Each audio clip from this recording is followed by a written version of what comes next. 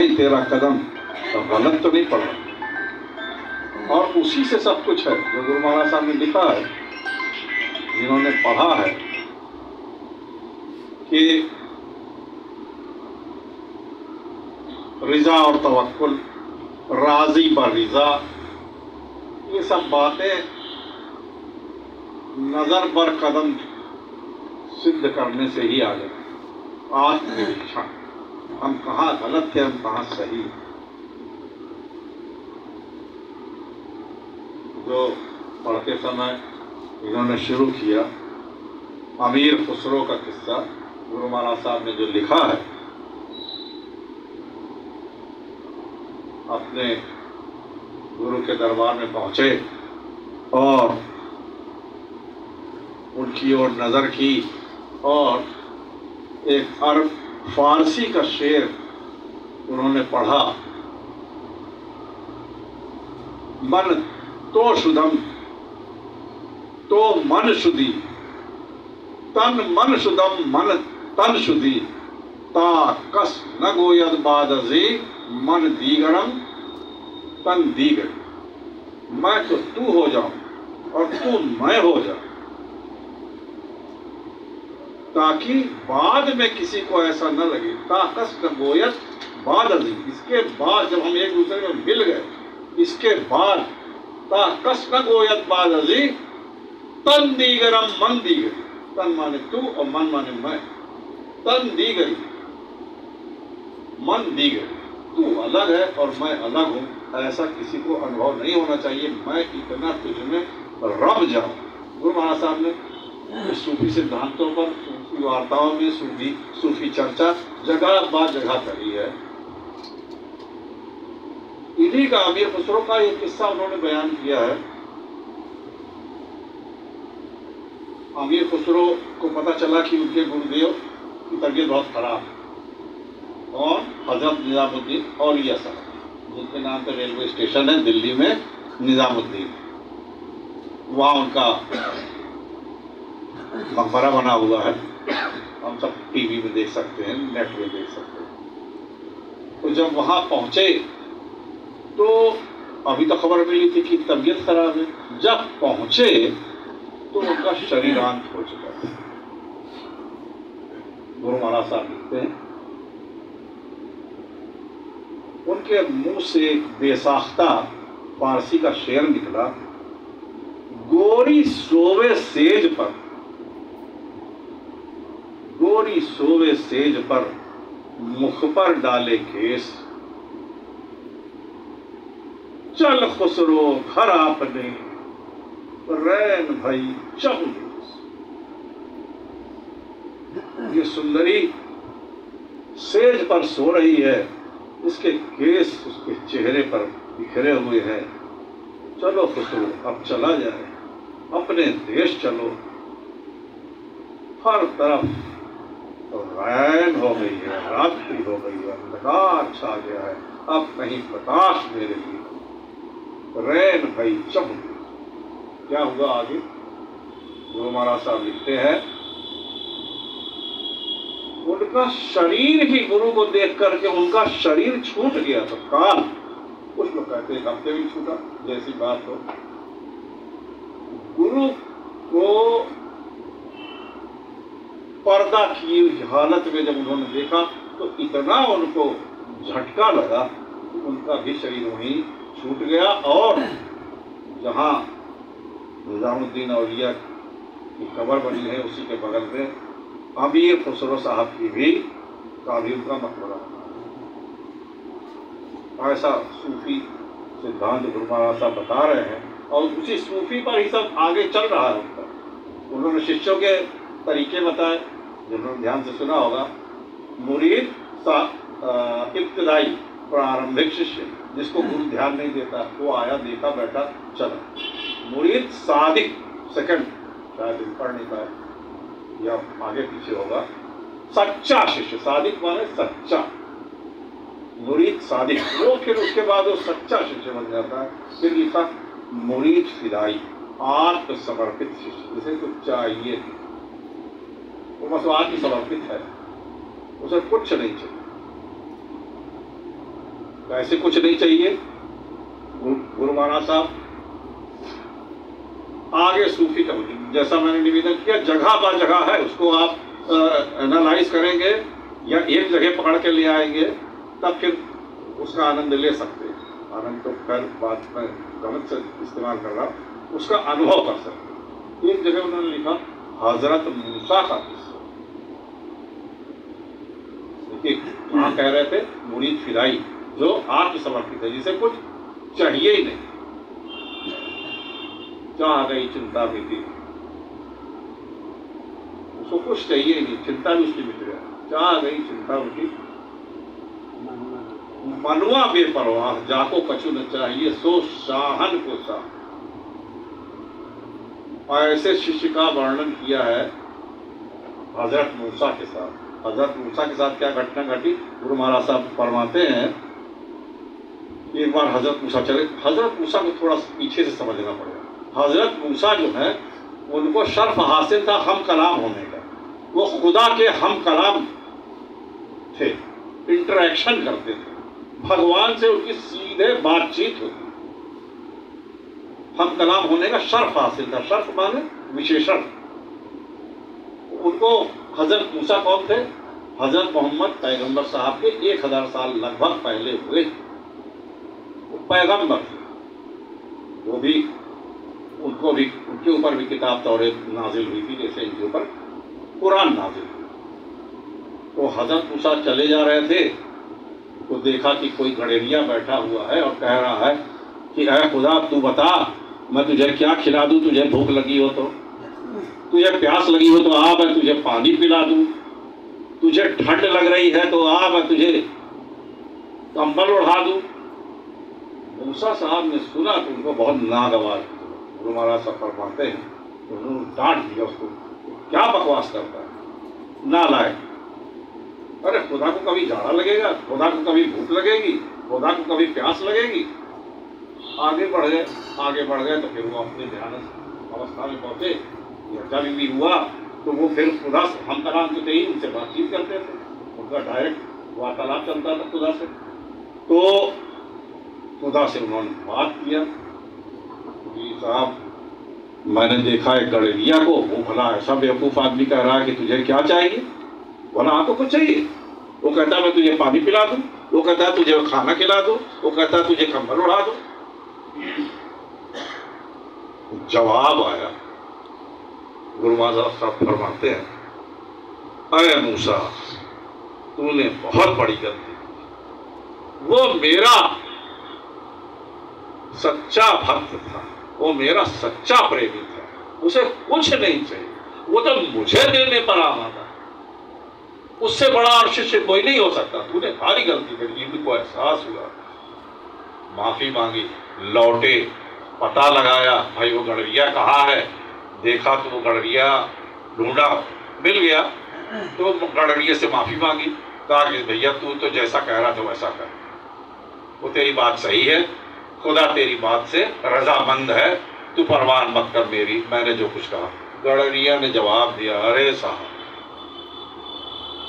वो तो कोई और शख्स था, अब मैं वो कहां, वो तो हालत ही चली गई, अब मैं वो नहीं। गुरु महाराज साहब ने सूफी की बात चल रही, सूफी का एक सूफी महात्मा की बातचीत लिखी है इसी साधना के अनुभव में, शायद सूफी महात्मा ऐसा कुछ करके है। तो कहते हैं कि ये इतना उन्होंने क्या उपदेश दिया था, वो उसको उन्होंने शब्दशः उतार दिया है, और अंत में कहते हैं कि इसका एक एक शब्द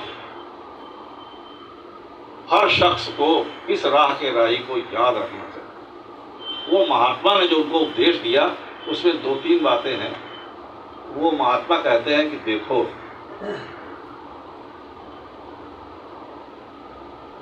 खुदा का शुक्राना अदा करो, शुक्र जो कुछ उसने तुम्हें दिया है उसका धन्यवाद भेजो, शुक्र करो, फिक्र करो, उसका स्मरण करो, उसका ही चिंतन करो,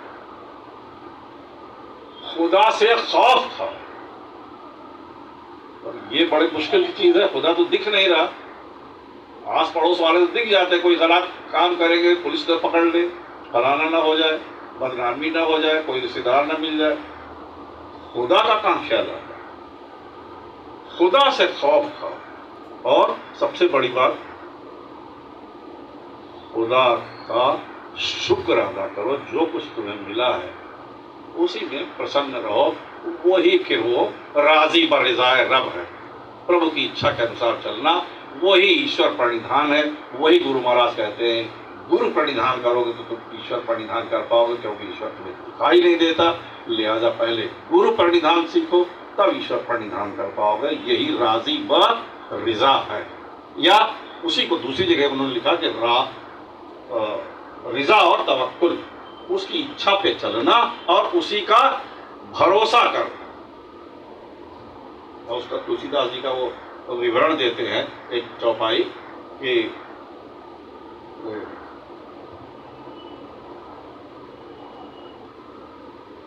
मोसन प्रीत मनुज तन आशा, कहो तो तात कहाँ विश्वास है। गुरु महाराज साहब ने उस चौपाई का उल्लेख किया है, मुझसे तो तू प्रीत करता है और मनुष्य से आशा लगाए हुए, तो तेरा विश्वास हुआ ही कहाँ। शुक्राना भेजना, जो मिला उसमें शुक्राना भेजो, धन्यवाद करो। और वीतराग राज बैगलाल साहब कहते थे, आधी रात को जो शुक्राना भेजता है वो तुरंत कबूल होता है। आधी रात, और सूफी सिद्धांतों में ये है। और हम लोग तो कोई करते नहीं, वो सब बातें पुराने ज़माने की सब लुप्त हो चुकी हैं, ना ऐसा कोई बताता है। लेकिन जो मैंने सुना है मैं आपके सामने अर्ज कर रहा हूँ। हजरत मूसा का इसमें फिर से रवायत यानी पारंपरिक उनकी कथा है हजरत मूसा की, शुक्राना के ऊपर। हजरत मूसा जा रहे थे तो एक बहुत बड़ा अमीर आदमी, मालदार, बहुत बढ़िया कपड़े पहने हुए और शक्ल सूरत से बहुत अच्छा और बहुत पैसे वाला, तो पैसे वाला होगा तो अपने आप ही दिख जाएगा। तो उसने कहा कि हुजूर आप जा रहे हैं, आप तो खुदा के हम कलाम हैं, आप तो खुदा से बातचीत करते हैं। मेरा एक सवाल है, जब आप कभी बातचीत हो तो खुदा से एक सवाल जरूर पूछिएगा। कहो भाई। बोले साहब मुझको इतना दे रहा है वो कि मैं बांटते बांटते थक गया, मैं परेशान, मैं कहां तक बांटूं, मैं देता ही चला जा रहा है और मैं देते देते थक रहा हूं, बांटते बांटते थक गया। हुजूर कुछ ऐसा कीजिए, कुछ इसका उपाय करिए, कुछ इसका हल करिए, मैं बांटते बांटते थक गया। मूसा आगे बढ़े। एक बहुत गरीब, फटे हाल, बहुत ही व्यथित, पीड़ित, दीन मलीन, हीन, जो भी आप कहिए, वो मिला। तो उस पर नजर पड़ी, वो पहचाना। बोले हुजूर क्या है? मेरा एक सवाल है। क्या? साहब देखिए, मैं तो इतना परेशान हूं, मेरी मुसीबतों का पुरसाने हाल पूछने वाला कोई नहीं है। अगर आपकी कभी खुदा से मुलाकात हो तो पूछ लीजिएगा कि मेरी ये बदहाली की वजह क्या है। बोले अच्छा। अब मूसा आगे बढ़े और जब उसकी बातचीत होती थी उस वक्त ध्यानावस्थित अवस्था में उन्होंने पूछा कि साहब ये बताइए कि वो एक शख्स जो है वो, उसको इतना आप दे रहे हैं कि वो बांटते बांटते परेशान है, क्या करे वो? बोले उससे कहना कि शुक्राना कम भेजा करे।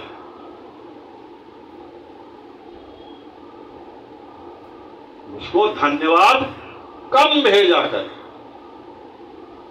अब समझिए उसके मर्म को।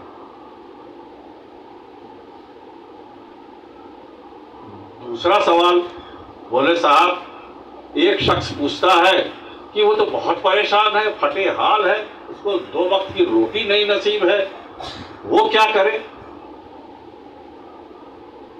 बोले, खुदा ने जवाब दिया कि उसको कहना कि वो मुझको शुक्राना भेजा करे।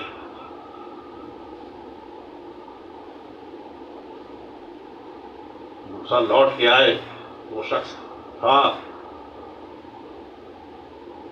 अमीर की तो बात समझ में आ गई, शुक्राना कब भेजोगे तो तुमको देगा भी खुदा कब, लेकिन गरीब की बात नहीं समझ में आई कि शुक्राना भेजा करे। जब वो मिले मूसा से तो वो एक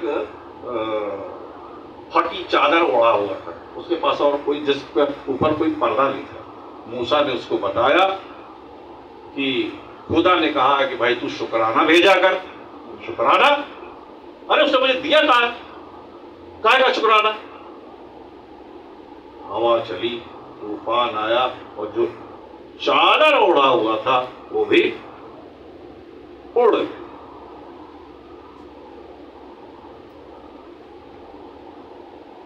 सूफी वाली वार्ता में गुरु महाराज साहब ने लिखा है, वो सूफी महात्मा ने कहा कि शुक्राना भेजना बहुत जरूरी है, उसका धन्यवाद करना। हम तो भूल जाते हैं अपनी परेशानी, हमारे ऊपर ये क्यों परेशानी है? कौन शख्स है जो परेशान नहीं, लेकिन शुक्राना भेजो। चलो मालिक आपकी दुकान लुट गई, कहते तू बहुत अच्छी बात। गुरु महाराज ने परीक्षा ले गए।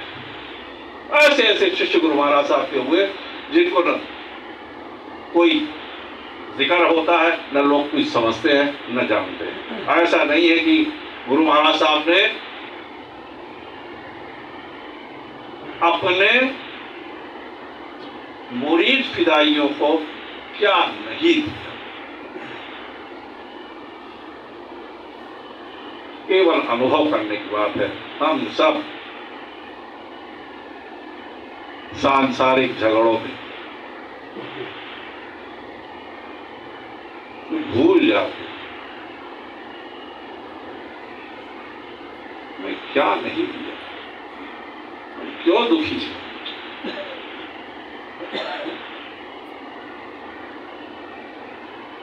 आई नैवेद्य रखा है, हम सब मिलकर के